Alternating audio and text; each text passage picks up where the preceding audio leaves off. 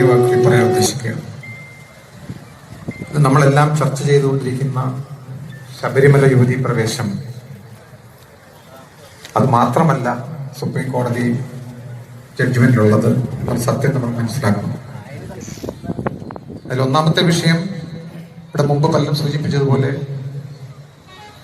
സനാതനധർമ്മത്തെ ഭൂമിയുടെ ഉപരിതലത്തിൽ നിന്നും ഇല്ലാതാക്കുന്നതിന് വേണ്ടിയിട്ടുള്ള വൈദേശിക ശക്തികളുടെ ഒരു ഗൂഢാലോചന ഇതിന് പിന്നിലുണ്ട്.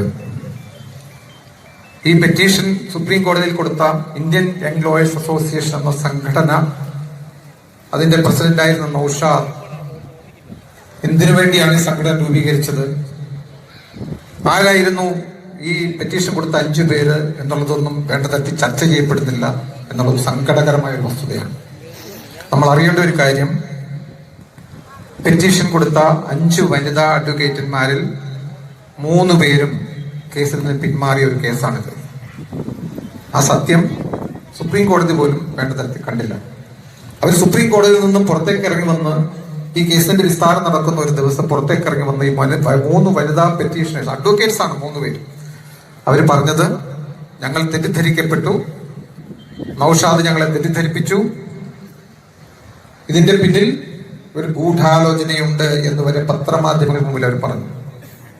അപ്പൊ നമ്മൾ മനസ്സിലാക്കുന്നത്, ഇതിന്റെ പിന്നിലെ ഗൂഢാലോചന പുറത്തു കൊണ്ടുവന്നേ മതിയാവും. അല്ലെങ്കിൽ ഈ പ്രശ്നം ഇവിടെ കൊണ്ട് തീരുന്ന പ്രശ്നമല്ല.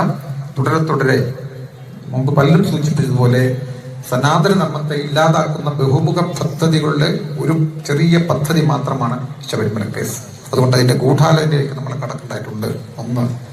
2, ഈ വിധിയിൽ ശബരിമല യുവതീ പ്രവേശം മാത്രമല്ല ഉള്ളത്, മറ്റു പല വിഷയങ്ങളും പറയുന്നുണ്ട്. കേരളത്തിലെ സമസ്ത ക്ഷേത്രങ്ങളെയും ബാധിക്കുന്ന ഒരു നിയമം ഈ സുപ്രീം കോടതി വിധിയിലൂടെ ഇല്ലാതാക്കിയിട്ടുണ്ട്. ഇന്നിപ്പോ നമ്മുടെ എല്ലാം ശ്രദ്ധ ഈ കേരള സർക്കാർ ശബരിമലയിലേക്ക് ഒതുക്കി നിർത്തിയിരിക്കുകയാണ്. ഈ റാഡിക്കൽ എലിമെന്റ്സും എല്ലാം ശ്രദ്ധ അവിടെ ഒതുക്കി നിർത്തിയിരിക്കുകയാണ്.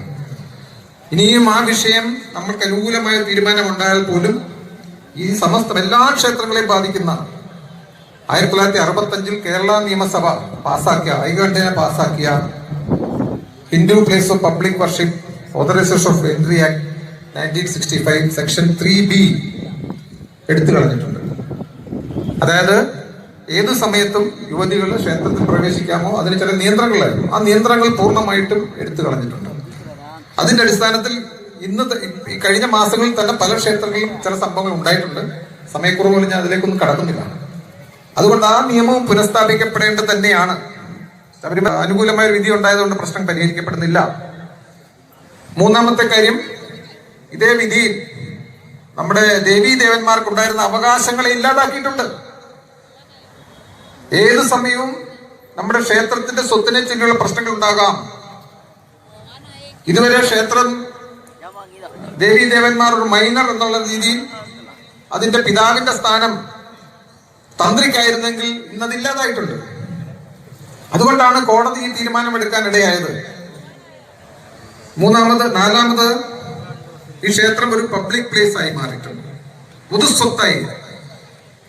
അവിടെ വരാൻ പോകുന്ന കാലത്ത് അതിന്റെ സമിതി ആരൊക്കെ ആകും, അതിന്റെ അവകാശി ആരൊക്കെ ആകും എന്ന് നമ്മൾ ആലോചിക്കേണ്ട വിഷയമാണ്. ഇത്തരത്തില് നമ്മുടെ ക്ഷേത്രങ്ങളുടെ എല്ലാ വിധത്തിലുള്ള തകർച്ചയ്ക്കും കാരണഭൂതമാകുന്ന ഒന്നാണ് വിധി എന്ന് നമ്മൾ മനസ്സിലാക്കണം. പലപ്പോഴും ചർച്ച ഈ ശബരിമല യുവതീ പ്രവേശനത്തിൽ മാത്രം ഒതുങ്ങി നിൽക്കുന്നു. അതുകൊണ്ട് സമൂഹത്തിലേക്ക് ഈ ഒരു വിഷയം ഇനി നമ്മൾ കടത്തിവിടണം. കാരണം ഇത് ഒറ്റ വിഷയമല്ല, ഇത് ഹിന്ദു സമാജത്തിന്റെ സമസ്തമായ മേഖലകളിലും കടന്നു കയറിക്കൊണ്ട് അതിനെ ഉന്മൂലനം ചെയ്യുന്നതിനുള്ള വൈദേശിക ശക്തികളുടെ ഒരു നിഗൂഢമായ പദ്ധതിയാണെന്ന് തീർച്ചയായിട്ടും മനസ്സിലാക്കിക്കൊണ്ട് അതിശക്തമായ രീതിയിൽ നമ്മൾ ഓരോരുത്തരും പ്രതികരിക്കുന്ന തരത്തിലേക്ക്, അത് നിയമയുദ്ധത്തിലായാലും ശരി, നമ്മുടെ അജിറ്റേഷൻ വഴിയായാലും ശരി, ഏത് തരത്തിലും നമ്മളെല്ലാവരും ഓരോരുത്തരും പങ്കാളിയാകുന്ന തരത്തിലുള്ള ഒരു ബഹുജന പ്രക്ഷോഭം കേരളത്തിൽ ഉണ്ടായാൽ മാത്രമേ ഇതിൽ സമ്പൂർണ്ണമായ ഒരു പരിഹാരം ഉണ്ടാകൂ. അത്തരത്തിലേക്ക് എത്തും എന്നതാണ് നമ്മൾ പ്രത്യാശിക്കുന്നത്. അതിനുവേണ്ടി ജഗദീശ്വരൻ സാക്ഷാൽ ശ്രീ അയ്യപ്പൻ നമ്മളെ അനുഗ്രഹിക്കട്ടെ എന്ന് പ്രാർത്ഥിച്ചുകൊണ്ട് ഞാൻ നിർത്തുന്നു. നമസ്കാരം.